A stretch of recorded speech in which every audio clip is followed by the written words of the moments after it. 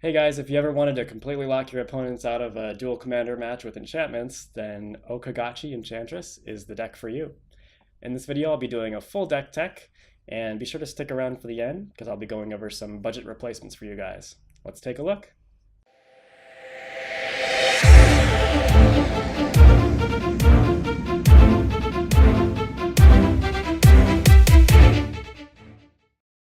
Okay, let's have a look at O-Kagachi itself.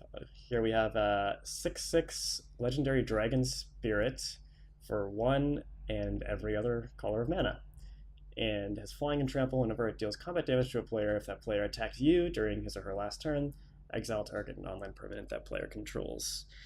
Really, I've just chosen this deck for its colors, as it is really based around abusing enchantments and enduring ideal in particular.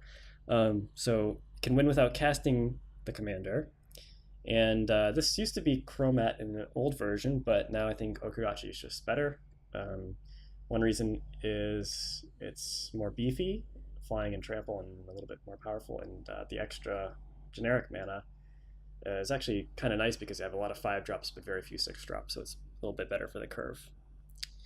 All right, so you might enjoy this deck if you really love enchantments, if you like to gradually take control of the game until your opponent literally can't do anything, can't cast a spell or anything like that, or attack you, and if you don't mind your opponents conceding without you actually killing them, which is a frequent way these games end if you're on the winning end. You might not enjoy it if you like to beat down with creatures, or you prefer 1 to 2 color decks, or you feel too vulnerable without instant speed interaction, because a lot of this deck, a lot of the interaction in this deck is sorcery, speed, enchantments, and so on.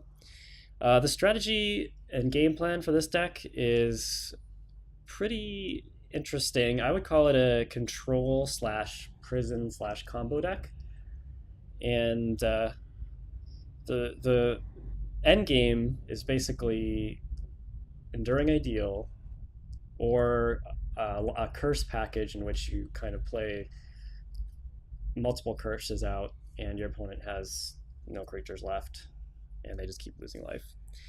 There's a lot of silver bullets and unique effects in this deck, and at the same time there's not very many win conditions. I feel like you don't need to go overboard on win conditions. You have too many 7/8 drop enchantments in your hand, you end up at risk of getting blown out in the early game. All right, so we're just going to go through some of the cards here. Enduring Ideal is in a league of its own. This card is really cool. I was obsessed with it when it first came out back in Saviors of Kamigawa back in 2005, believe it or not. So it's been around for a while, but I think recent printings have really put it over the top, especially some of the enchantments from Amonkhet block. Basically, you get to, once you cast this, you get to search for an enchantment, and then you get to copy it every upkeep, but you can't play any other spells. So you get a tutor for an enchantment into play every turn, but no other spells. But that's more than fine. And then here we have some of the win conditions slash combos. Usually I go for Decree of Silence first with Enduring Ideal if I think my opponent can't cast 3 spells, because as long as I can keep Decree of Silence on the board for a full turn cycle, then the next upkeep I can get Solemnity, which says players can't get counters, and most importantly, counters can't be put on artifacts, creatures, enchantments, or lands. So however many depletion counters you had on Decree of Silence, when Solemnity comes out, you can't get any more, which means your opponent, anytime they try to cast a spell, it's just countered for the rest of the game. So that's a really powerful lock. The other Solemnity combo is Phyrexian Unlife, so this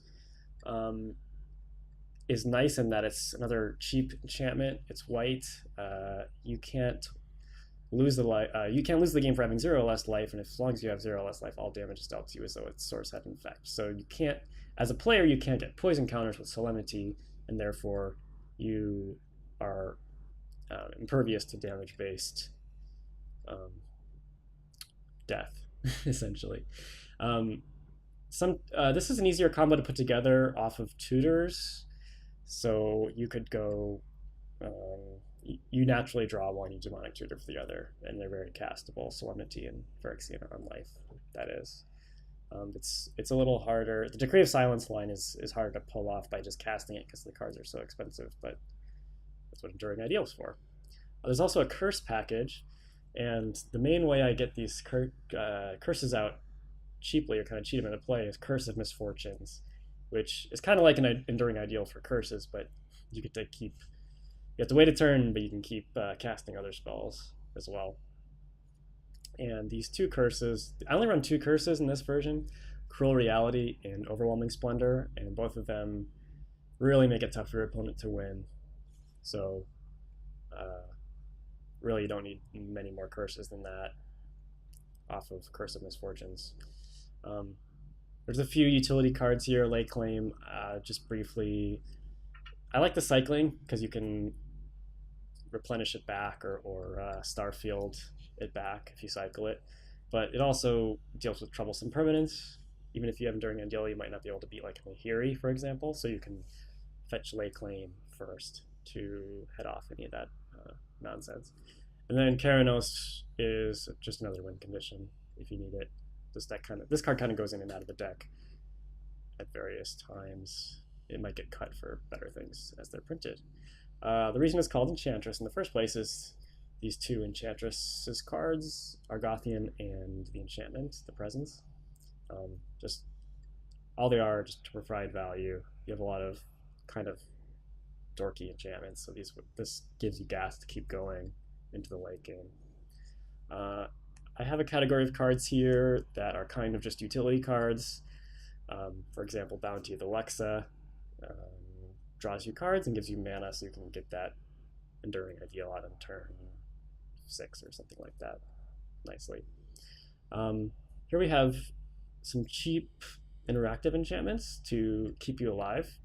Most of these are removal. There are variations on Oblivion Ring. One of them is a little bit different. Faith Fetters, All-Star from Ravnica Draft originally, but this card is actually really great and kind of unique actually. It's good at dealing with certain things that maybe Oblivion Ring can't handle, like lands. Like if they have a Mazabeth and you're trying to win with O-Kagachi, you can just Faith Fetters it, which is really nice. And a life gain can really come in handy. All right, here we have some more cards that are kind of utility. They kind of help you keep alive, keep you alive. There's essentially 5 enchantments here that prevent your opponents or make it very difficult for your opponents to attack. And one of the unique ones is Collective Restraint, which is a reason to go 5 colors in this deck. It's a really powerful card, and you probably almost never see it unless you're playing a 4-color, 5-color deck. Here we have some ways to cheat enchantments in play. Academy Rector has been around for a while. It's great. Often you just get like Curse of Misfortunes when it dies, or one of the other curses. And speaking of curses, Bitterheart Witch can get a curse directly as well, and it has Death Touch, so that's nice. And here we have some card draw. This is pretty straightforward again, but playing a lot of colors allows you to take advantage of Converge. Painful Truths is a great card, but you really need to be 3 colors or more to have it in your deck, so that's nice. And then we have some tutors. Some of these just tutor for enchantments, like Plea for Guidance, Idyllic Tutor, Open the Armory, and Enlightened Tutor. But Personal Tutor is also nice because it can get Enduring Ideal. That's pretty much its only use, although you could also get a Wrath if you need to stay alive.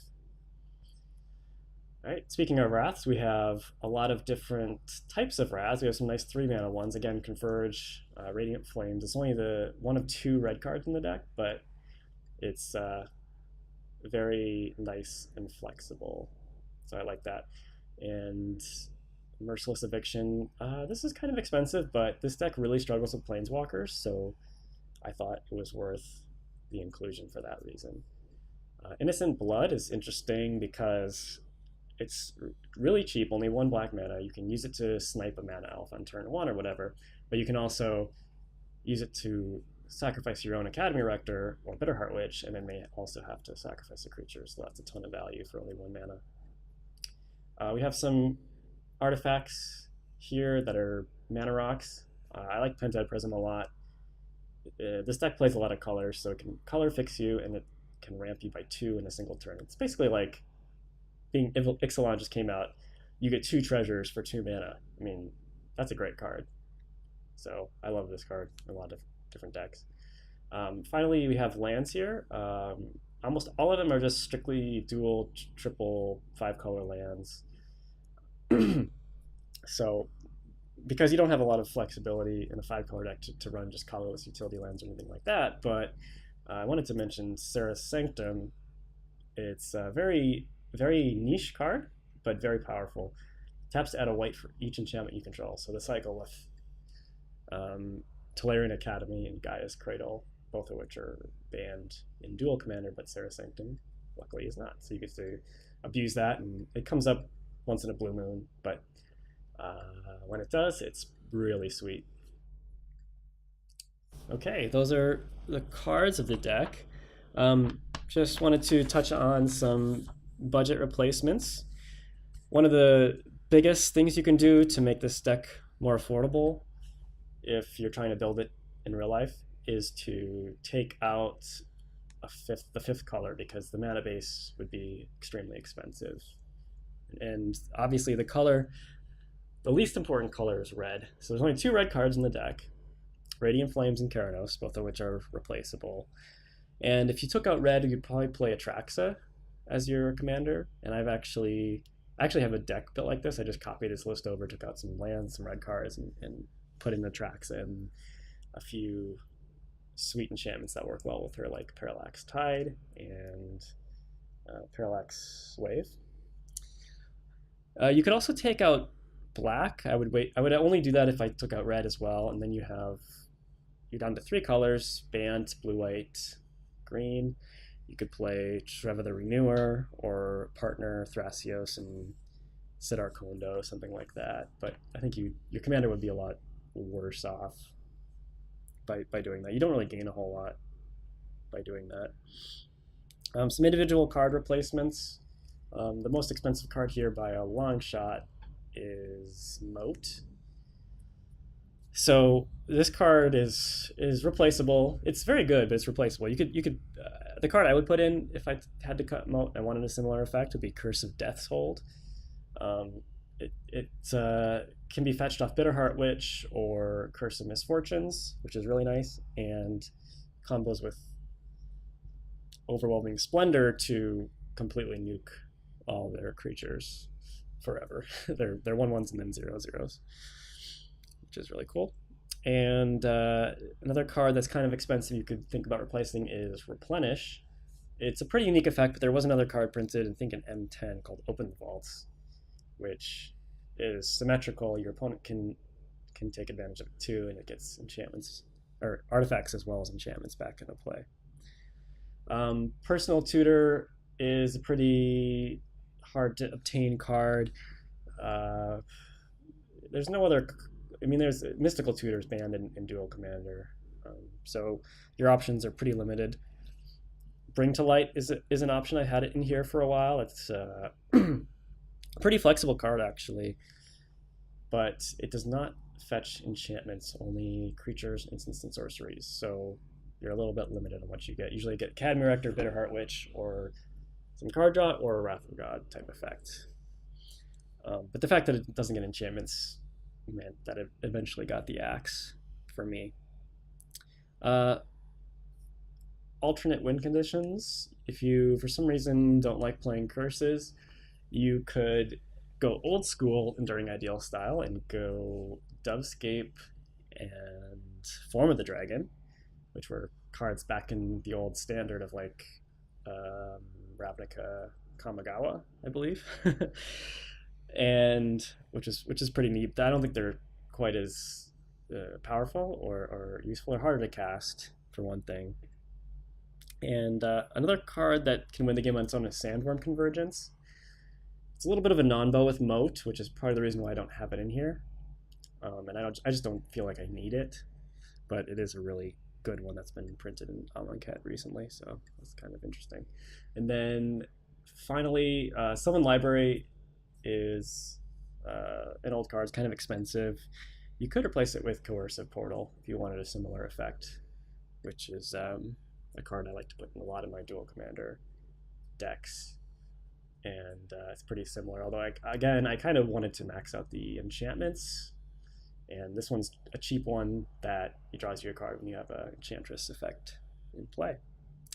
All right, thanks for watching, and be sure to check out the video description for the full deck list and the YouTube O-Kagachi playlist for videos of this deck in action. Hey everyone, Tyler from Duelcastermage.com here. If you enjoyed the video you just watched and all the creative content we produce here, we'd be thrilled if you could share your support by liking this video, commenting on it, subscribing to our channel, and contributing to our Patreon. Just click on the links to the side here to help out. We want to take Duel Commander and all 1v1 Commander formats to the next level, and your support helps us keep producing awesome content. Thanks for watching, and see you later.